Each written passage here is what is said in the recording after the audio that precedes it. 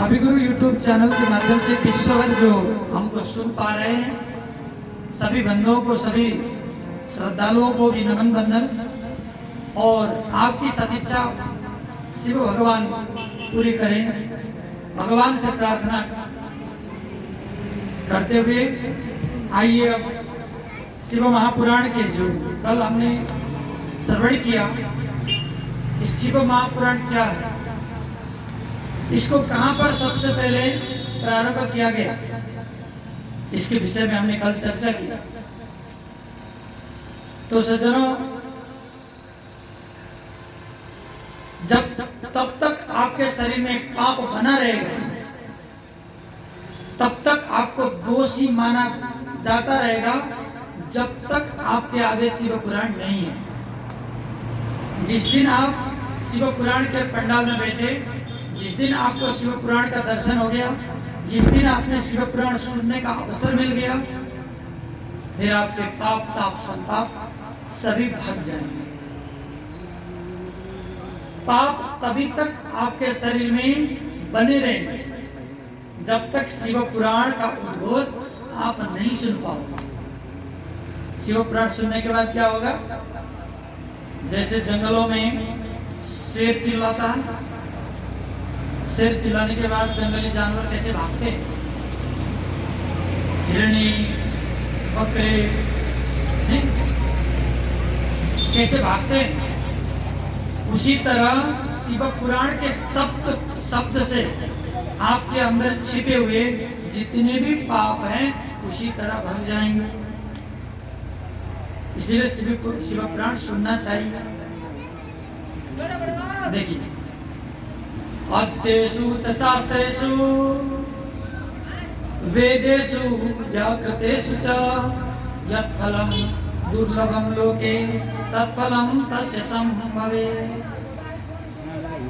आपने सारे शास्त्रों को अध्ययन किया, व्याकरण को भी पढ़ा, अनेक ग्रंथों को पढ़ा, लेकिन सारे ग्रंथों का जो फल है एक तरफ रखिए और शिव पुराण का फल एक तरफ रखिए, तो शिव पुराण का ही फल भारी पड़ेगा।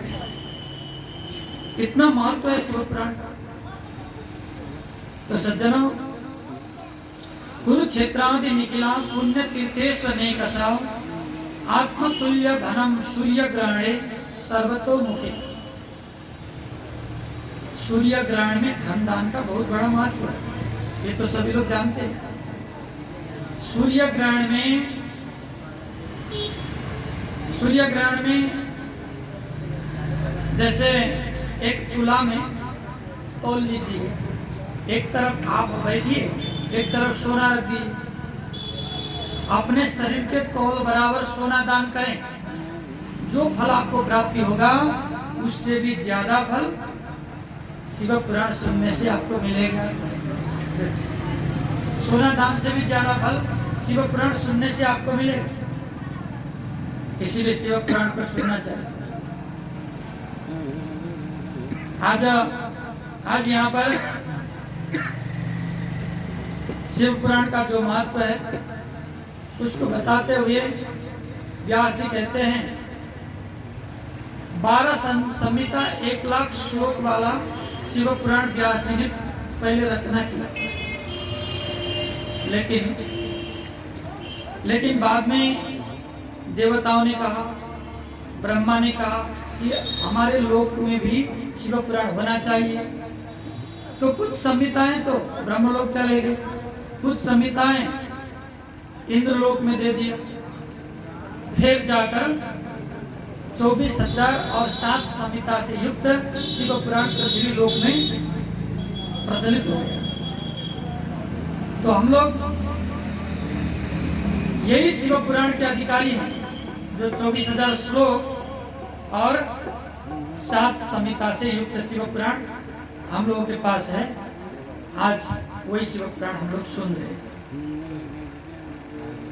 शैवं पुराणम अमलम शिव कीर्तितम तद व्यासेन शैव प्रवणेन च संगृहीतम संक्षेपता सकल जीव गुणोपकार्यम तापत्रयग्नमतुलं शिवदं शतां हि। शैवं पुराणममरं शिवकीर्तितं तत्। ये ऐसा अमर ग्रंथ है जो शिव पुराण, जिसको व्यास ने कीर्तिगान किया है, व्यास ने इस धरती में उजागर किया है। इसमें क्या है? वेदांत विज्ञान मय प्रधान। सबसे पहली बात तो है इसमें वेदांत है। वेदांत और यहाँ कहते हैं वेद की ज्ञान। हमारा सभी हिंदुओं का, सभी सत्य सनातनियों का एक ही लक्ष्य होना चाहिए, वो है वेदांत। जिसने वेदांत को जाना है, जिसने वेदांत को पढ़ा है,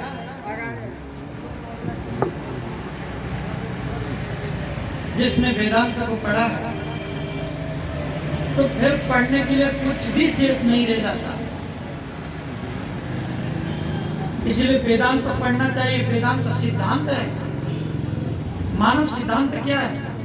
आप संसार में पैदा तो हो गए, लेकिन करना क्या है? हमारा काम क्या है? कर्तव्य क्या है? और वेदांत से आपको 5 चीजें जानने को मिलेगा। वेदांत पढ़कर आपने 5 चीजों को नहीं जाना तो मान लो कि आपने वेदांत पढ़ा है। कौन कौन सी 5 चीज? उपास्य रूपम तदुपास्य कस्य च कृपा फलम भक्ति रसस्ततः परम विरोधिनो रूपमथिर तथाप्यतिर ज्ञेया विवेका यपि पंच साधुवी। 5 चीजों को जानना चाहिए। उपास्य रूप, आप किसकी उपासना कर रहे हो? जैसे मान लिया कि आप शिव जी का उपासना कर रहे हो, तो शिव जी तत्व क्या है इसे तो समझना चाहिए ना। बस शिवलिंग में देख लिया, वहीं पर जल चढ़ा दिया, तो इसको उपासना नहीं। जाने बिनु नहीं न होई प्रतीति, बिनु प्रतीति न होई प्रीति।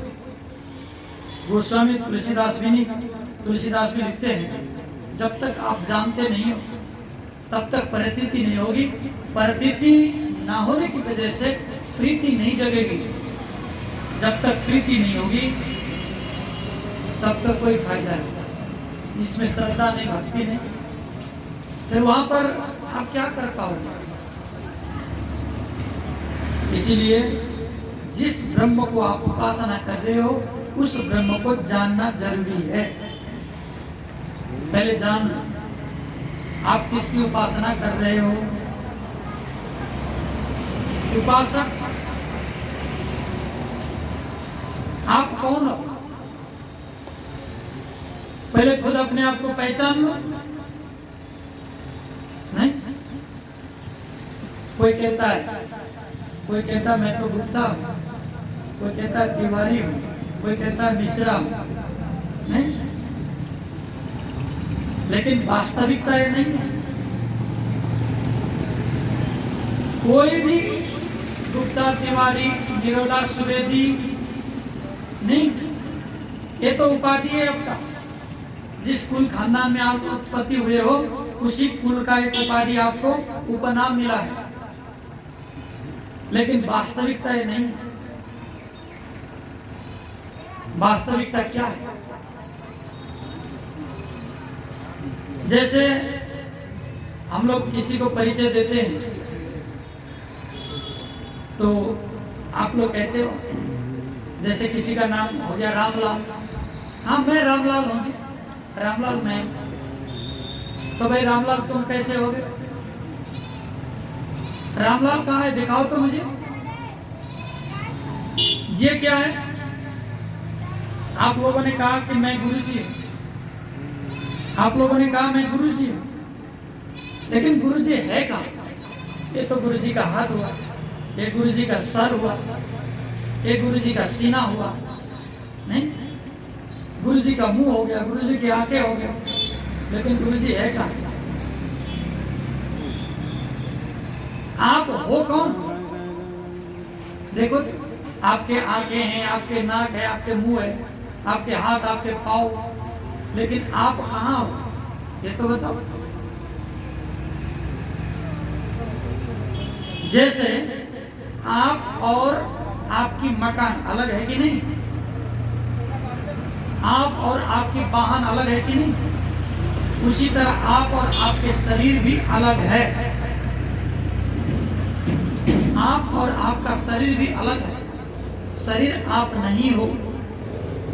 इसी शरीर को जाति से उपनाम दिया जाता है। कोई ब्राह्मण, कोई क्षत्रिय, कोई वैश्य, कोई शूद्र, कोई पता नहीं किस कास्ट का, किसी का कोई सरनेम बन रहा है।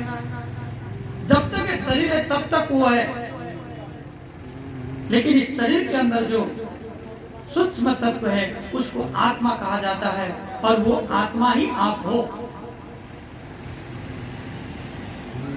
वो आपका परिचय है। नहीं आप स्त्री हो, ना आप पुरुष हो, ना आप कोई और दूसरे चीज हो, आप केवल आत्मा हो।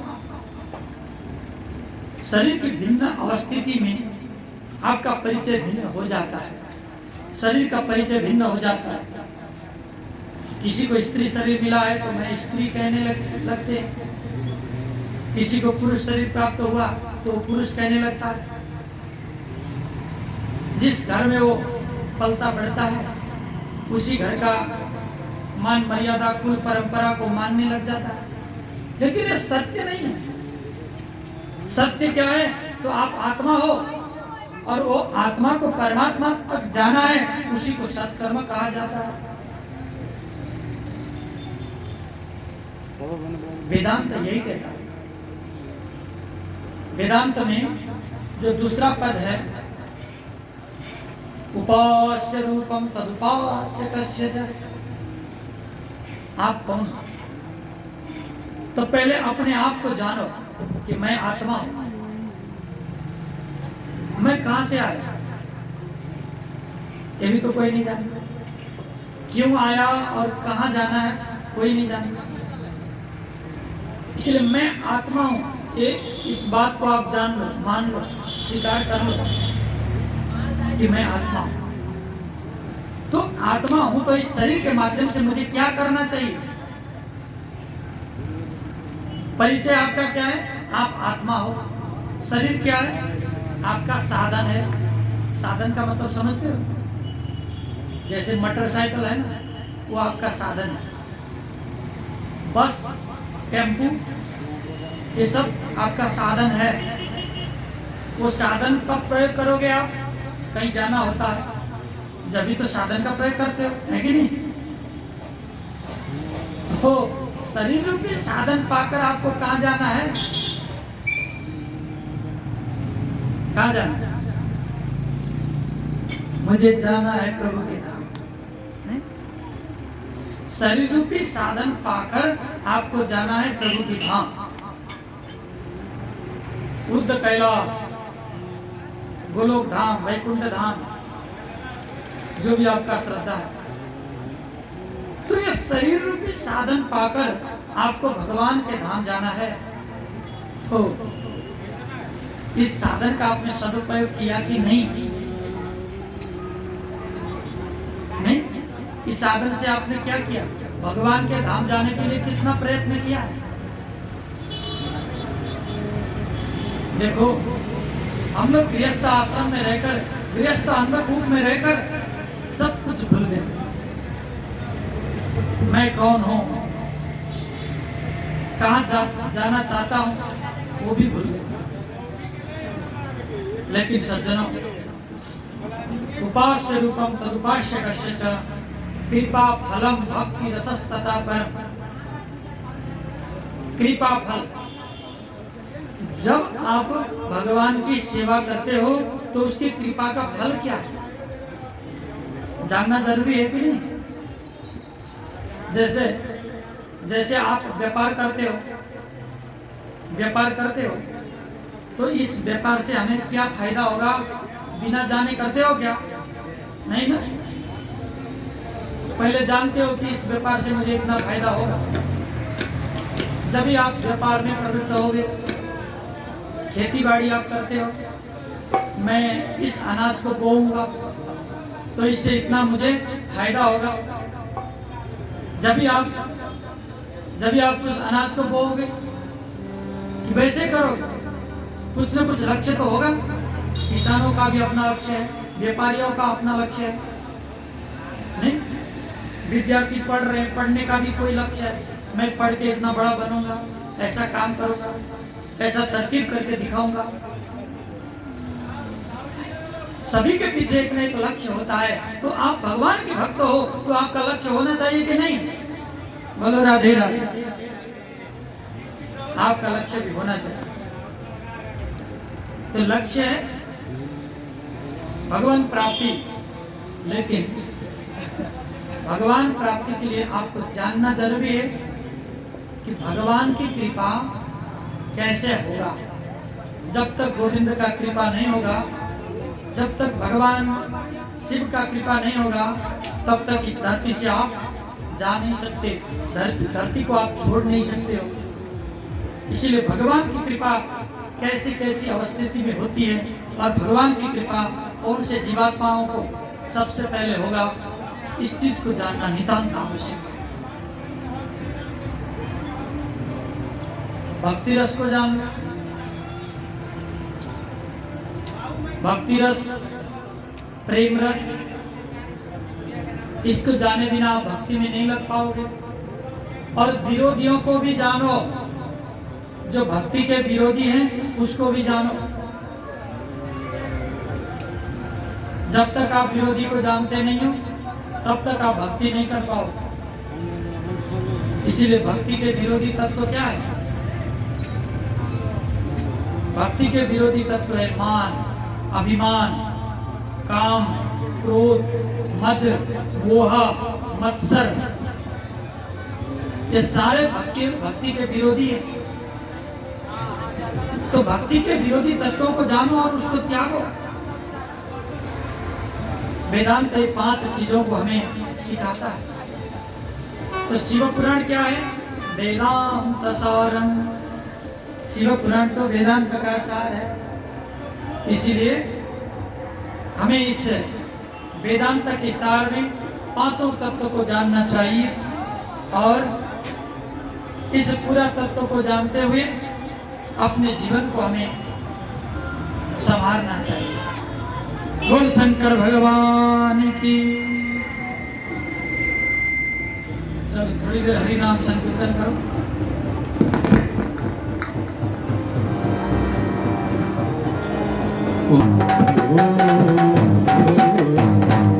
बोल शंकर भगवान की जय।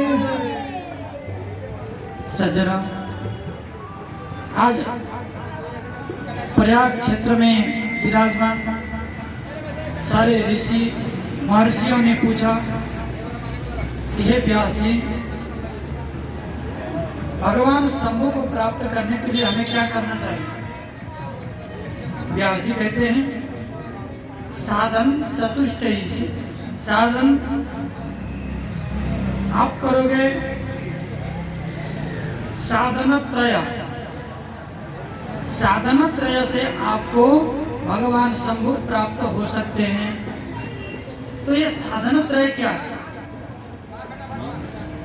श्रवणम कीर्तनम शंभोर मननम च महत्तरम त्रय साधना युक्तम च विद्यते वेद सम्मतम। वेदों में बताया गया है भगवान शंकर को प्राप्ति करने के लिए हमें साधन त्रय के माध्यम से जाना पड़ेगा। सबसे पहला साधन है श्रवणम।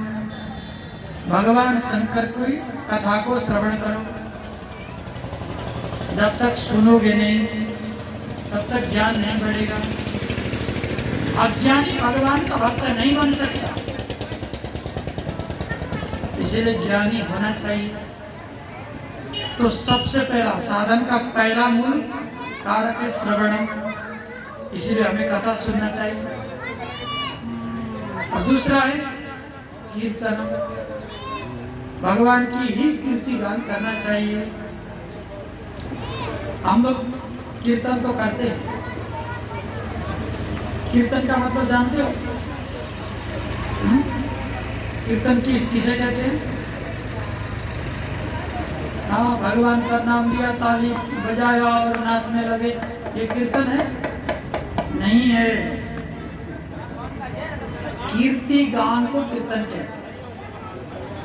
भगवान के यश को जो गान करे वो कीर्ति गान, कीर्तन। जैसे आप लोग कीर्तन करते रहते हो, किसका? अरे उन्होंने तो इतना कमा लिया, हाँ? उसका बेटा पहुंच गया ऑस्ट्रेलिया, उसका बेटा पहुंच गया अमेरिका। कीर्ति गान तो करते हो, लेकिन किसका? पड़ोसियों का, है कि नहीं? ज्यादा से ज्यादा कर लिया तो सास बहू की कीर्ति गान करती है, बहू सास की कीर्ति गान करती है। नहीं, हमारी बहू ऐसी है वैसी है, अरे हमारी सास ऐसी है, तो हमारा कीर्तिगान इसी तरह चल रहा। तो कीर्तिगान करना चाहिए भगवान का। जब भी कोई मिले तो भगवान की कथा करो। कोई राहगीर भी मिल जाए, कुछ लोग फिर भगवान की बात करने लग जाओ। तो भगवान की बात हर जगह, चौक चौराहे में बैठकर, किसी दोस्तों से मिलने के बाद, कहीं भी जाकर भगवान का ही चर्चा करे, पुराणों का ही चर्चा करे, कथा सत्संग का ही चर्चा करे, वही होता है कीर्तिगान। तो पहला है कथा को सुनो, सुनने के बाद जो आपने सुना है उसको प्रचार करो। दूसरा कीर्तिगान। सुनने के बाद ऐसे ही रहोगे तो वहीं सड़ जाएगा। अंदर लेकर उसको मनन भी करो और उस ज्ञान को बांटो। जितना बांटोगे उतना ही फायदा है। देखो, असत कर्म मत करो, नहीं, सत कर्म करो। सताम संगो ही भेषजम, ये सब उपदेश दिया करो समाज में। यही पुराण का लक्ष्य है सबसे। तो भगवान शंकर जी को प्राप्त करने के लिए पहला तो हो गया श्रवण, दूसरा हो गया कीर्तन, और तीसरा हो गया शंभोर मननम च महत्तरम। फिर मनन करो, मन में धारण करो। नहीं, मन में धारण करोगे तो मंत्र बन जाएगा। आपने जिसको मन में धारण किया है वही मंत्र है आपके लिए। जो आपके मन में धन को धारण किया है तो धन का मंत्र है आपके पास, तो धन का मंत्र आपको मुक्ति नहीं दिलाएगा। नहीं, संतान और संपत्ति का जो मन में गड़ा हुआ है तो संतान और संपत्ति ही आपका मंत्र हो गया। तो मन में परमात्मा को रखो, जब ही मंत्र बन पाएगा। उसी मंत्र से संसार को छोड़ पाओगे। इसीलिए ये साधनत्रय के माध्यम से शिवलोक आप जा सकते हो।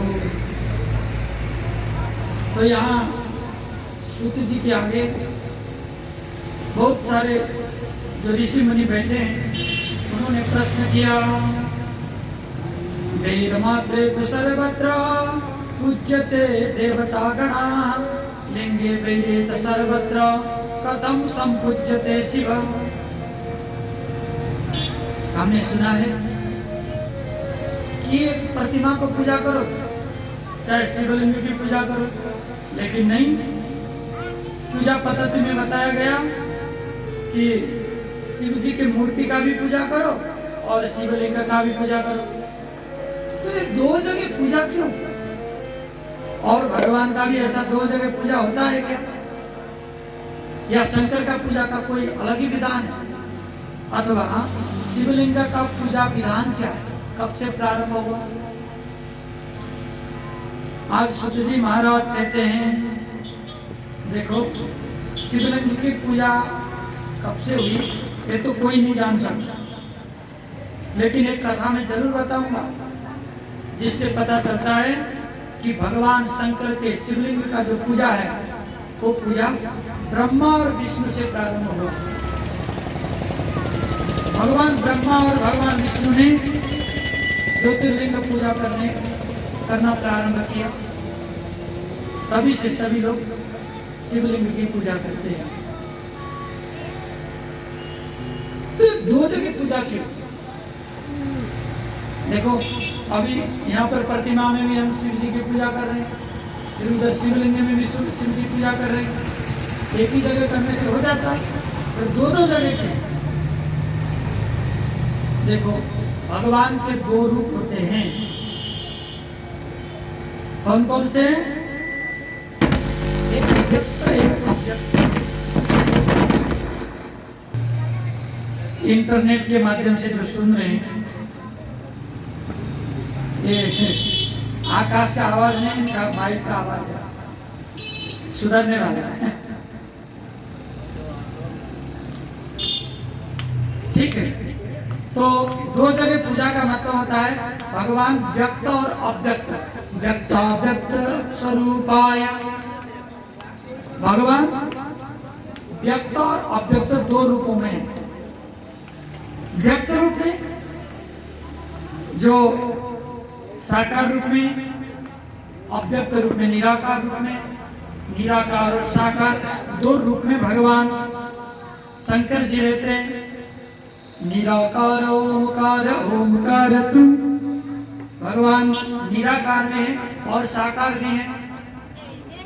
तो निराकार रूप को लिंग में पूजा किया जाता है और साकार रूप को भगवान की प्रतिमा में पूजा किया जाता है, इसलिए दो जगह पूजा होता है। भगवत भगवान की